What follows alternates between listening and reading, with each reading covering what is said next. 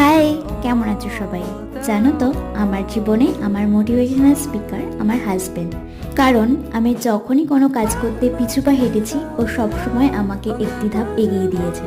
ও আমাকে সবসময় সাহস জুগিয়ে বলে, তানি তুমি পারবে। আর আমি এই কথাটা শুনলে এতটা সাহস পেয়ে যাই যে আমার মধ্যে ভগবান মনে আরও শক্তি জুগিয়ে দেয় যে না, আমাকে কাজটা করতেই হবে। সে যাই হোক, আজকে এসেছিলাম আমরা বইমেলাতে। আর বইমেলা আমার ছোটোর থেকেই খুবই প্রিয়, কারণ বইয়ের প্রতি ভালোবাসাটা আমার জন্মেছিল আমার মায়ের থেকে। কারণ আমার মা আমাকে ফাঁকা টাইমেও আমাকে গল্পের বই পড়তে উৎসাহ করতো যে না, বই পড়, বই পড়লে দেখবি অনেক কিছু জানতে পারবি, বইয়ের থেকে বড় শিক্ষা আর কিচ্ছু হয় না। তাই আমি বই পড়ার অভ্যেসটা আমার মায়ের থেকেই পেয়েছি। তো আজকের দিনটা এভাবেই কাটালাম। আর বইমেলাতে এসেও আমি হোমমেড চকলেট কিনেছিলাম।